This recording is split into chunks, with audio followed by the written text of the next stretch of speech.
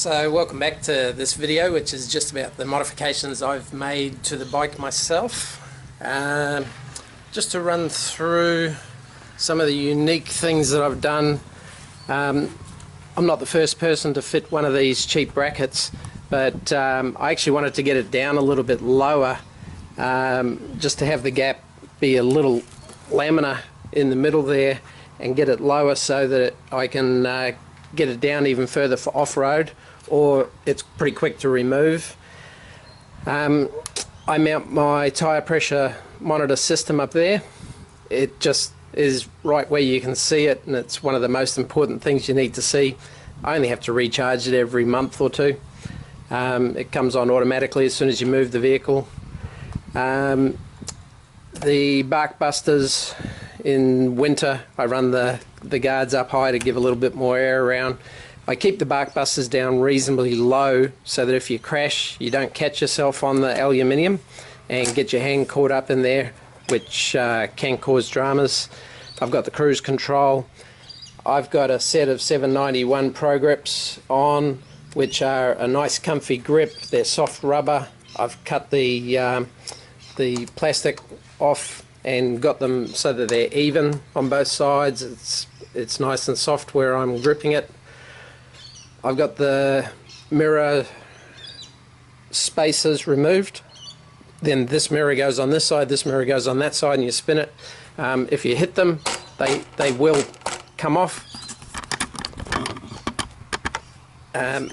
Also, as you saw there, the perches are actually reasonably able to be rotated if there is an impact. And what I've done is actually put plumber's Teflon tape underneath all the perches so that they've got a little bit of give to them. I've got the triple clamp Moto steering damper, which is the Scott damper. It's got the adjustable high speed, and at any point I can turn up an extra bit of low speed damping and remove the linear damper. These are the clips for my tank bag. I'll show that fitted in a minute. So I keep it pretty clean up there. I've got tape underneath the clamp so it's not actually leaving a mark up there. I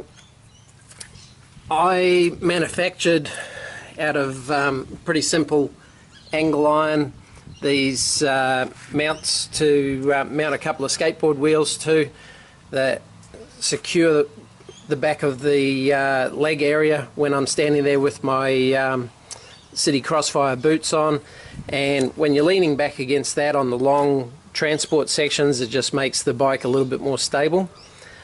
I've got the Bmv Bash Plate down the bottom, and it's got a good cross brace section down the bottom at the back, which goes on where your double stand, center stand would go, and then it attaches up the front to this plate, which you fix in place with these 4 bolts, and then there's 6 bolts that go on. What I like about it is it has a little bit of side protection down the bottom, at the bottom of this area, which is a little bit vulnerable from catching.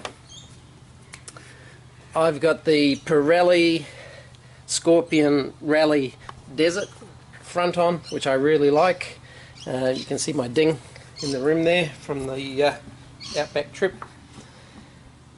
I've got a set of $38 alloy pegs on there, which are a little bit wider, a little bit bigger, and have much better grip.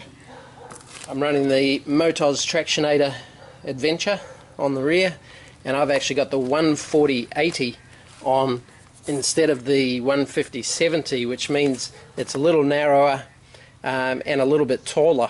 You can actually notice it when you put it on, that it raises the bike a little bit. These 2 brackets on the side, I'll put the bags on in a second. I've just modified and brought in closer because I've put this Delcovic pipe on. I had this stainless joiner tube made up. I actually like having a joiner in the system in case you do crash, so there's a little bit of give, but it's very sturdy.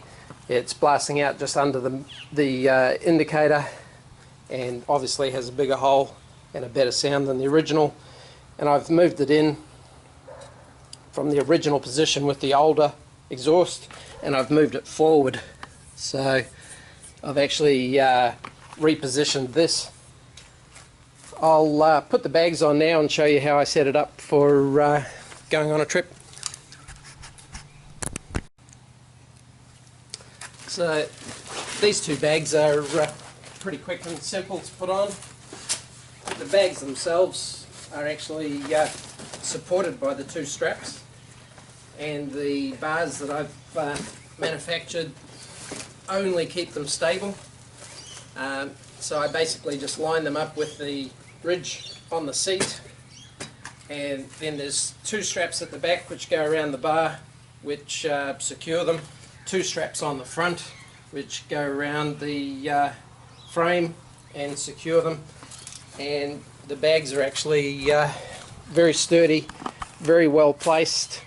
They've never moved around on me, and the beauty of it is that the weight is all down low and forward compared to any of the rack systems which have the bags further out and further to the rear.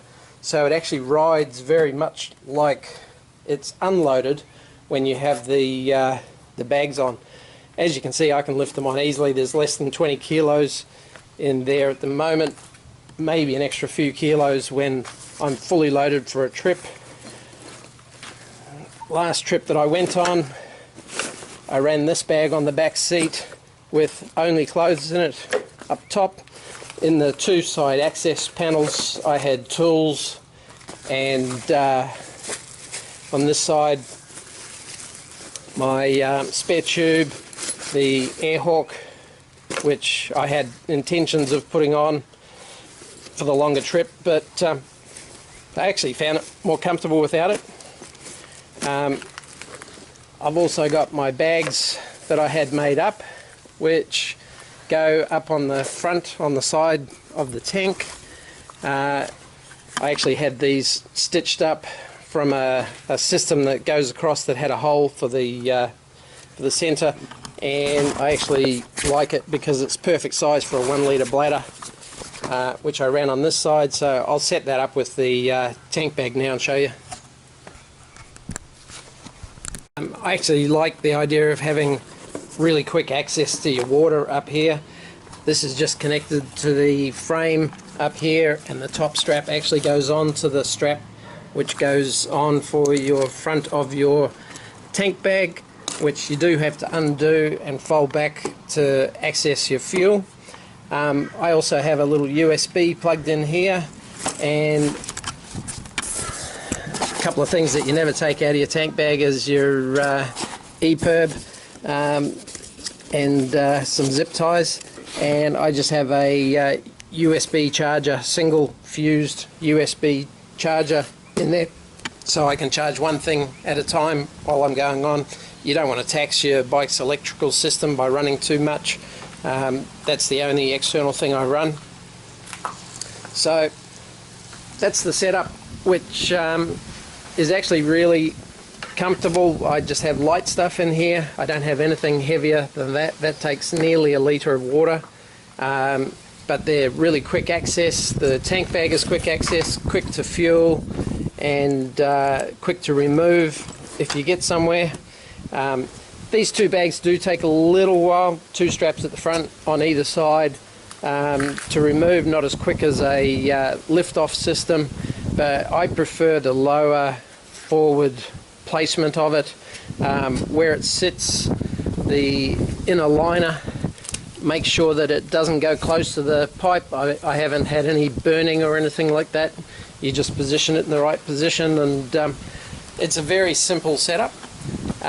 If I'm going away just for a 2-day stay in pub type deal, usually I take this bag on the back, which just goes on with a couple of straps, a couple of ockies over the top. If I go away for a longer one and I have to take wet weather gear or anything, then I've just got this dry bag which I pack up. I actually like the fact that you can position it so that you've got something to rest your lower back against. I actually find that quite comfortable, and that works with the third gear bag as well. I actually bring that forward, so I only have light things up the top. I don't want to make the bike top heavy. There's no point having a bike with good low center of gravity and then making it top heavy. It does make the bike look a little bit bigger and wider, but it's no wider than the rest of the bike, so I'm quite comfy doing that. It also gives you a little pocket you're sitting in, which becomes a really comfy, nice place to be, and I'm really looking forward to Christmas, New Year's, going down, riding down the mountain ranges all the way down to Melbourne, and then going across to Tasmania and blast around Tasmania for a week and a half with my old Africa twin, which is down there now. So that's the setup I run. The pieces that I've made myself is those two pieces, the muffler to the much straighter curve, breathes better. This I had modified, and everything else is just off the shelf, or came with the bike. I think it's a great package, and like I say, I'm looking forward to the next trip. Cheers.